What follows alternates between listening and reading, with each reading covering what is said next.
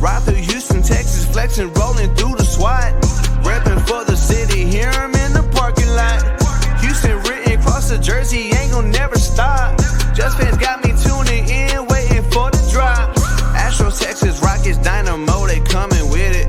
When they pull up, got the city sitting on a fitted. Straight up A-Leaf, hold it down, ain't gon' never quit it. Just fans got me tuning in, let my dogs get it. Southwest A-Leaf, Texas, throw down here and it's so infectious. We ride for the Houston Astros, Rockets, Dynamo, and them Texans. ¿Qué es lo que hace, Rios? Another week, another episode of the Just Fans podcast. I told you guys we were going to be more consistent, even if the fat man isn't with us. Who? ¿Qué pasó, Rata? ¿Qué es lo que hace? Let me start off with, damn it, Bobby. Dude, how many times are you going to be saying that this season? So I'm going on week 10 of saying, damn it, Bobby. He hasn't, that boy ain't right. Rio, let's talk about. Tell me something. What the fuck happened last night? Well, you see, what had happened was. Marico, how do you go into halftime? Granted, best team in the league, in my opinion, you're allowed to be wrong. The Lions, 23-7 at home. We're in the freaking, why am I censoring myself? We're in the goddamn fucking candy red fucking helmets with the slick ass red jerseys. 23-7. And then go ahead and score a goddamn goose head on the second half and finish. What was the final score? Fucking 26-23. El coño de tu madre. How the fuck does that happen, Rios? It's almost like coaching matters. Who would have thought? Wait, you're telling me that just overpaying the O-line and having all your wide receivers injured doesn't fucking translate into wins? No, you actually have to, have a game plan and make adjustments. What is that? That's what the good teams do. So I've heard. This team so I'm very foreign. So you threw a word at me that I'm not very familiar with. What's an adjustment? ¿Qué es un adjustment, way? Something that Bobby Slowick doesn't believe in, apparently. Would have been, real fucking great yesterday, but what do we know? Break it down for me, Rios. What happened? Bobby's gonna Bobby. I mean, so on our other show, we brought up the abysmal second half performances that have been a recurring theme the entire year. And yesterday was just the absolute worst showing in the second half. So if you didn't watch the game, the Lions came to Houston and ended up leaving 26-23 winners on the night. A night where their quarterback, Jared Goff, threw 5 interceptions. Five interceptions. You can't really ask much more from a defense than to cause the opposition quarterback to throw 5 interceptions. Now, out of those 5 interceptions, how many of those drives became touchdowns? I want to say 2. Was it just 1? And then all field goals or punts? Yep. And on the second half, again, no offense whatsoever. I know we're beating a dead horse here. We should really be beating up fucking Slowick for this fucking awful performance. Marico, it's been week after week after week after week. What are the Texans doing? I don't think they know what they're doing at this point. So you were able to watch the whole thing live. I had to catch up. I was busy doing other stuff, but I was able to catch some of the game, and then I watched the extended highlights. Walk me through that first half. So all the good things, all the bad things. Walk me through. So the first half went as well as the scoreboard indicated. They did leave some points on the board. Like the defense was, playing like they were lights out. Like from the very beginning of the game when we got that first interception, I was like, okay, maybe we have a chance to actually, do something here. And then that Joe Mixon touchdown, we're up 7-0. Then we get the ball back again. You drive down the field, and then the drive stalls out because penalties again. You had to settle for 3. Still, you're up 10-0. They score again. Like they were able to move the ball up and down the field, but they left points on the board and had to settle for field goals. It wasn't until the last drive of this first half where they, had done what I've been clamoring for them to do. Less of these condensed formations, more of a spread offense, because that's where CJ excels at. That 2-minute drill with the spread offense, let him be the point guard. They drove down the field, and John Mechie gets his first career touchdown. Everyone's feeling great. Defense is playing well. The Lions look discombobulated. Good thing going into the halftime, okay, all we got to do in the second half is just run the ball, run out the clock. And they did the complete opposite of that. First play in the second half, interception. An out route that was obvious a mile away. And you got Dan Campbell just doing a silent interview, like how they usually interview coaches right before the second half starts. He is telling the reporter, we got to get to create turnovers. I promise you not. I promise you. Dude, like not even 10 seconds. Yeah, not even 10 seconds after that. Interception. And I'm like, what in the actual fuck? And it is just snowball from there. The defense bailed them out again and got another pick. Mm-hmm. And then we drive down the field and you have a wide open tank down the end zone. Like, there was a bus of space between that man. Maybe he's just too small. Maybe CJ just can't see him. So, and CJ, he points because, for a tank to run into the end zone, he's already there. And instead of, throwing a bullet pass, he just lofts it up.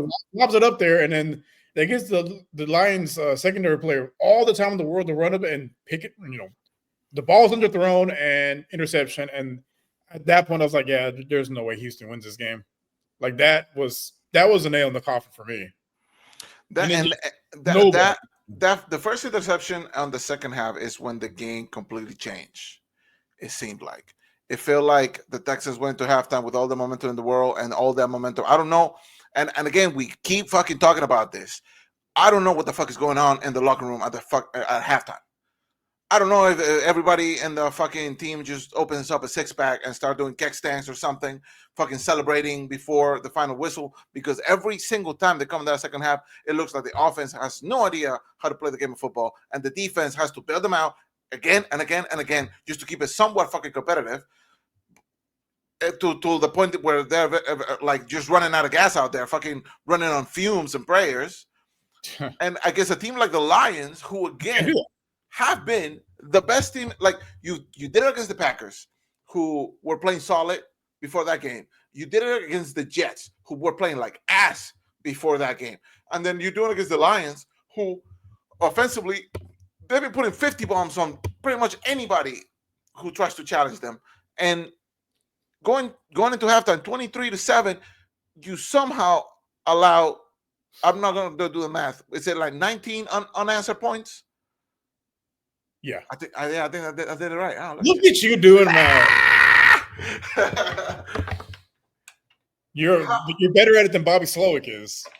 I don't know what this fucking guy does. Like, you go into the locker room, boot up Madden and ask Madden, what should I do next? Halfback dive, and punt. That's what it felt like. Dude, it was just so bad. On a game where we've been talking about it on the show and on our other show as well. Please follow the Bring on the Blitz podcast.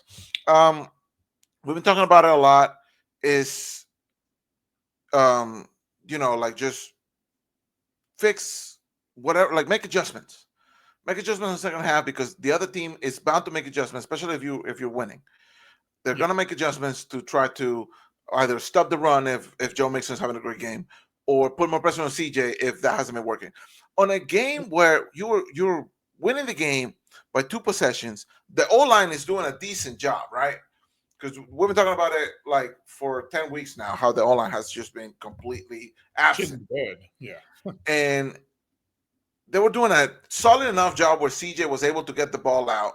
Joe Mechie was having a really good game. Schultz was having a very decent game. Tank Dell still underutilized in this Slowick offense, but wasn't having a bad game per se. It's just, with how good he was last year, it feels like every game seems like a bad game now. But on a game where like everything in the second half was going the way you wanted to.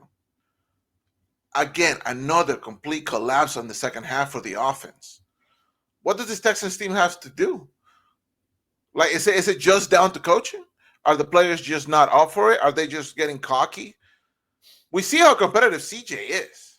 We see him in the post-game interviews. We see him like through the week, training, talking to the media. We see that how competitive he is. Is it just the rest of the team? Honestly, it's a number of things. I'm gonna go offensive line. Like, if you look at their body language, like they're just going through the motions half the time. Like, they gave up on blocks. They don't run down the field to make blocks either. They just kind of give up on plays. Like, one of my friends that I follow on Twitter, he had put, they were more interested in handbags and hookah than, being linemen. And it shows, like, they really don't care. Like, they've stopped with the Instagram pictures because everyone was bullying them. A couple of them have, deleted a lot of their pictures too. Like, you have Titus Howard who, deleted his Twitter a while back. And for his sake, I'm glad he did, because yesterday, man, I have never seen in my life an offensive lineman try to strip sack his quarterback. Dude, what was that about? Like, did you CJ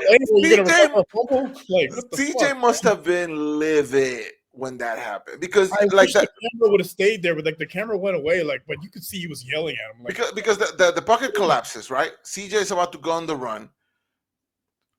Howard is just standing there, not doing anything, right? And then CJ kind of runs into him and then fumbles the ball, and it's just like, what? No, Howard knocked it out of his hands. So what is, like, this is the most, like you said on another show, this is what almost described what the whole game felt like. Just shooting themselves in the foot. It's not the Lions winning this game. Yeah, the Texans letting them get into the game and then letting them get the lead. Yeah, the Texans basically snatched a defeat from the jaws of victory. Like, that game was there for the winning. No one had them winning the game, and they were, beating the brakes off the Lions in the first half, and then the defense is going to get tired because the offense just run, punt, run, sack. That was basically the second half. They didn't try to pass the ball until the final drive, and then when they get to the 2-minute warning, we're thinking, okay, third and fourth down, they're going to try to run the ball, eat some clock up a little bit, make it a little bit closer field goal. No, they decided to throw the ball. I mean, sure, the refs missed a pass interference, but like, why are you throwing in that situation? Force the Lions to, use the timeout running the ball, even if you only get a yard or two. It's a much closer. We know they're good at just getting a yard or two when we needed them fucking most. But even then, I would have went for it on fourth down. Because what do you lose at that point? It's the same thing if you missed a field goal. But if you pick up that first down, that's the game's over at that point. The game's over, because then you force them to make the timeouts, and then you can manage the clock a little bit better and not just give it to the Lions to win the game. Yeah, but that's my thing. Like, you have a franchise quarterback. You have a chance to win the game. Instead, you opt for a 58-yard field goal. Mind you, Kaimi's been great from beyond 50. Fantastic. But you cannot bet on that every single game. At that distance, everything has to be perfect. But the snap was a little off. It went pretty high. That thing went far to left, bro. And it threw up the whole timing, and it went wide left, because at that distance, everything has to be perfect. And the way they were playing up to that point, why risk it? You got one of the top young quarterbacks in the league. Put the ball in his hands. That's your best player on offense. And that's another thing that we've been talking about. Like, apparently he's not allowed to make audibles out there. Like, we're just continuing to run this slowic offense that is so stagnant and so uncreative, and synonyms, derogatory synonyms.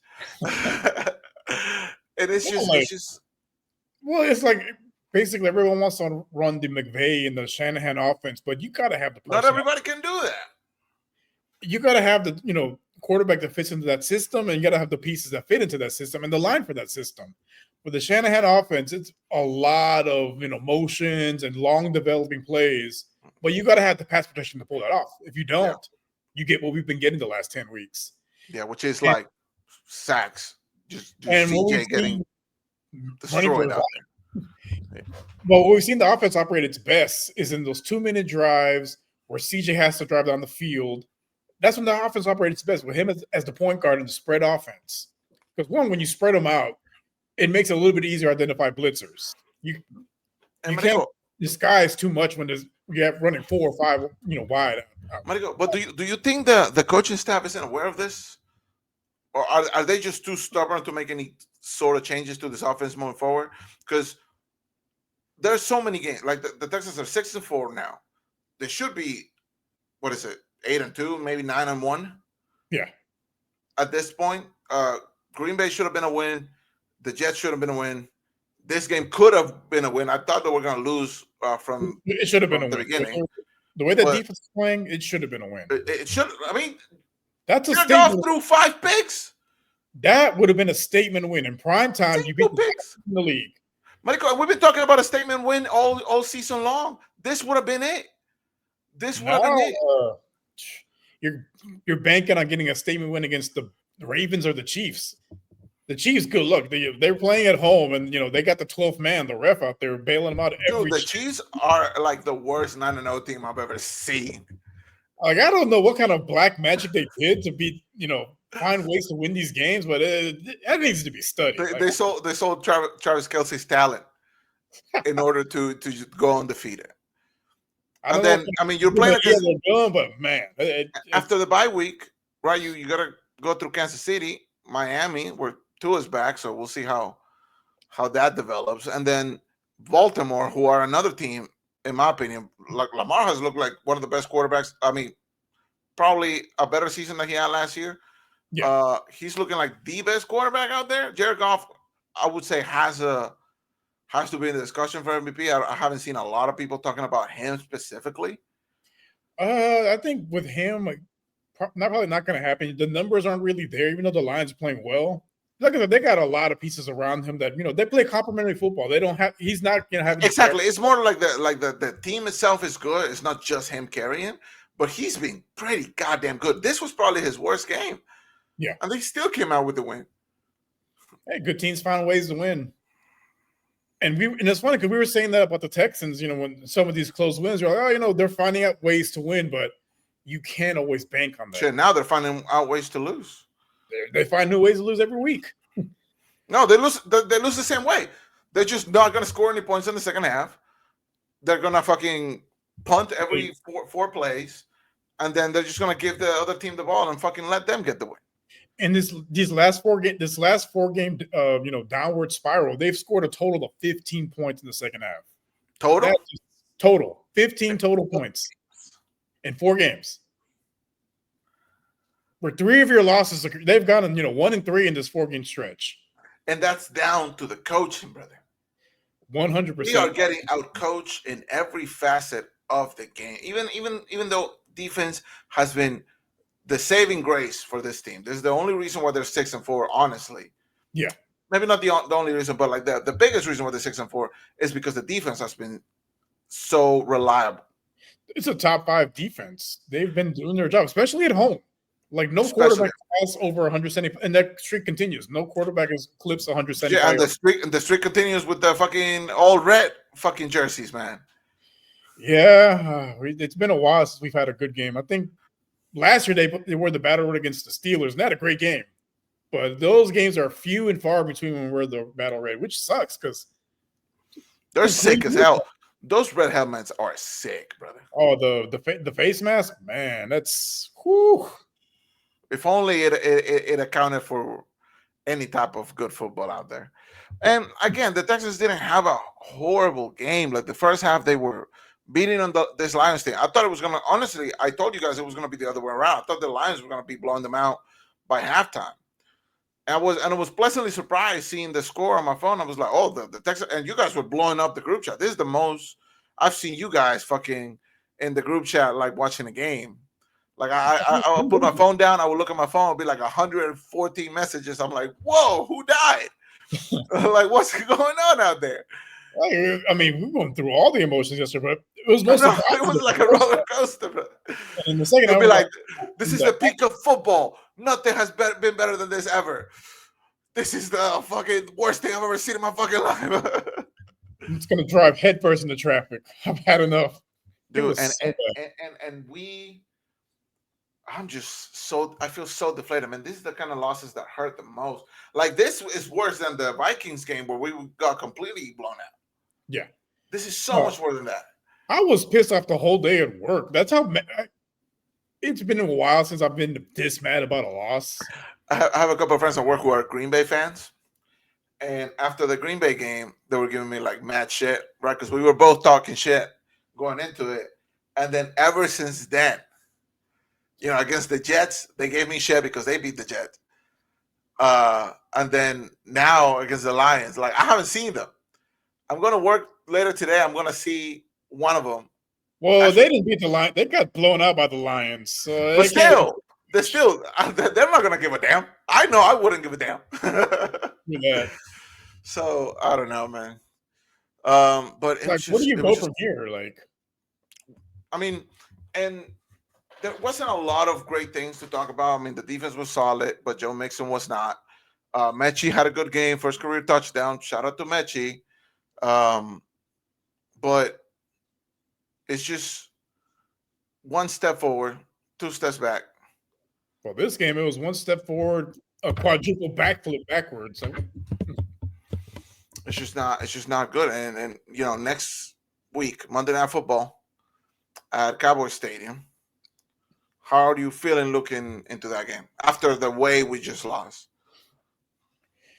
If I'm those team captains, I am pissed off because y'all should have won that game. Who are the team captains right now? So it's CJ, Joe Mixon. Is Tunsil one of them? Yeah, Tunsil. But I mean, Tunsil doesn't give a damn about football. Pretty obvious. He's got to be like the worst team captain, man. Like, he just does not care, and they can't do anything to, like, if you got to negotiate with a guy to practice, like, I don't know how the fuck they voted him. Talking about practice? Yeah, practice. We're not talking about a game. We're talking about practice. But when we talk about the game, what the fuck? What the fuck are you doing out there? Yeah, those are your captains on offense, and on defense, it's Will Anderson. I think Aziz is the captain too, and I think Jimmy Ward also. Well, the defense has been very solid, so you can see really shed on that. Yeah, it's a night and day difference between how those guys are on the sideline. Like, you look at the defense; they're all fired up. They're pumping each other up, and the offense, they're just sitting there chilling. Like, and then it comes down to coaching, like, because D'Amico's, he's on his guys. If they make a mistake, he lets them know. If they do something good, he lets them know. Slow, it's like, that's why I don't see Bobby Slow as a head coach. Like, that doesn't really inspire confidence. And really light a fire under your ass. Like, it nothing. seemed like in the offseason, it seemed like he was such a hot commodity. A lot of teams were looking at him for maybe a head coach position. Do you think that's going to be the case moving forward after the way this season has gone? Even if the Texans, if they make the playoffs, even if they manage to somehow win a wild card game with the way they've been playing, do you think Slowick is going to go into the offseason with like 1,000 emails and 1,000 phone calls waiting for him? Absolutely not. I think he's basically just ended his head coaching candidacies, because who's going to hand the reins over to him? The Panthers, Jacksonville, maybe. Like, you, look on paper going into the season, you got Joe Mixon, 1,000-yard runner for the last 6 seasons. You have Stephon Diggs. You have Nico Collins coming with a breakthrough season last year. Yep. You're getting Tank Dell back, who was on pace for 1,000 yards last year. Like, on paper, this is what should be. And CJ after the best rookie season we've ever seen. Yeah, like and Will Anderson with a rookie of the year, defensive rookie of the year campaign, and Stingley, getting back into good form. There were so many positives going into the season, and it feels like nothing has been able to click. The injuries, yes, they have been an issue, but it comes down to coaching. And the people like all the analysts at ESPN, they've been calling Bobby out for weeks now, because they see it like, you have all this talent and you can't put points on the board, first of all. But you can't even put up points in the second half. Like, And that's the biggest thing, though. Like, I want to call this out, right? I understand that maybe we're just not able to put points at all, right? Like we put 7 in the first half, 7 in the second half. We just suck, right? But no, in the first half, we are taking the game to the opponent. We are being competitive. We are scoring points, not just all field goals. We're getting into the end zone. Joe Mixon has been playing out of his mind whenever he plays, and wide receivers, even with injuries, some of them are stepping up a little bit. But when it comes to the second half, it's like we forget how to play football. We got all Space Jam on them. Like we lost all talent. And CJ can't do everything. He can't do everything. And I'm not saying that CJ is like the one shining. Like he has some bad games. yeah. The O-line has been asked. He's not protection whatsoever, but he's missed a lot of throws. He's thrown way more interceptions than he did last year. The teams have finally figured it out. He's getting pressure like crazy. Like, and he's just not like a pass on the run type of guy, like for 4 full quarters. Yeah, I mean, when he has time to get his feet set, he's one of the best in the game. But that hasn't been the case this year, and that all comes down to Slowick. I would say he just regressed a little bit. I wouldn't say like a full regression, but he has regressed a little bit. And that's on Bobby Slowick, and he's doing that kid a disservice, honestly. Yeah, and going against the Cowboys again, this upcoming Monday Night Football game. It's away from home. It's the Texas rivalry. Last time these teams went head on, you guys were there. It was 2 years ago, yeah. It was a Will, not Will Levis. I almost said Will Levis. It was a Davis Mills masterclass, right? And honestly, like we went because tickets were cheap because the Texans were just god awful, back in 2022. Yep. And it was a game. Like they had a chance to actually win that game, but in true Texans fashion, they found a way to lose.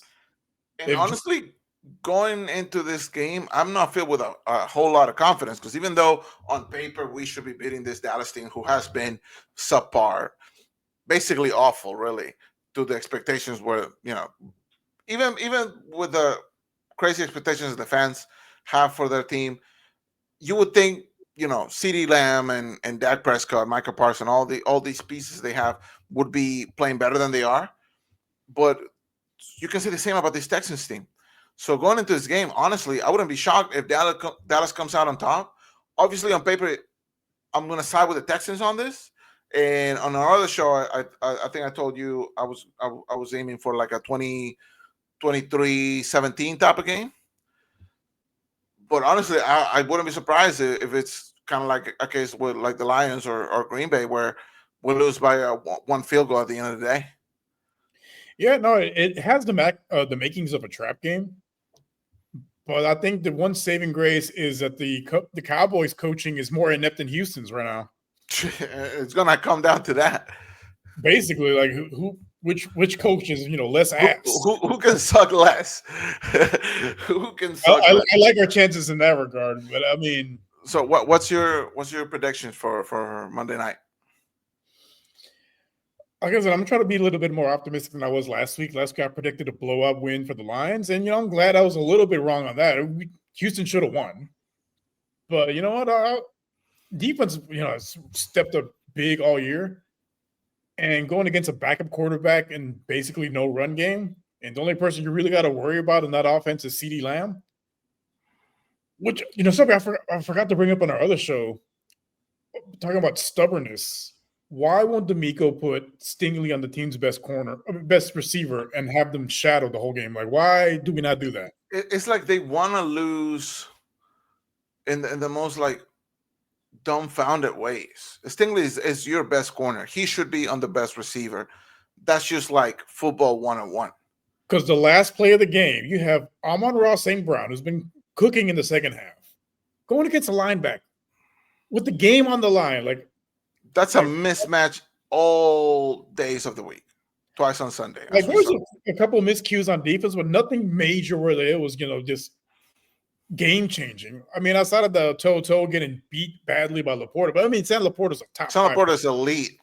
Yeah, so I'm not too upset about that. Like, it's just Toto's not the greatest in coverage, and he got beat. But other than that, I mean, there was very few miscues.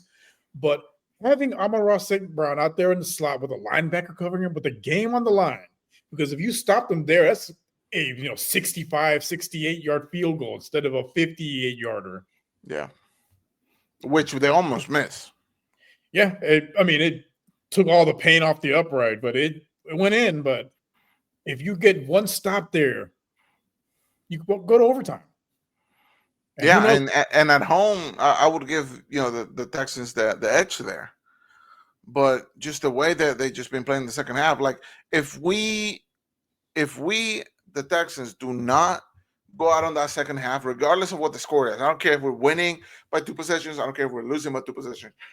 If they don't come out of the second half ready to play, the Texans will lose. I have no doubt in my mind. I think Joe Mixon said it best. They need to stop playing to not lose and play to win. Because you could tell he was frustrated at the end of the game because that last possession, it looked like they were going for the field goal the whole time. And I'm yes. They had no intentions in getting into the red zone whatsoever. None.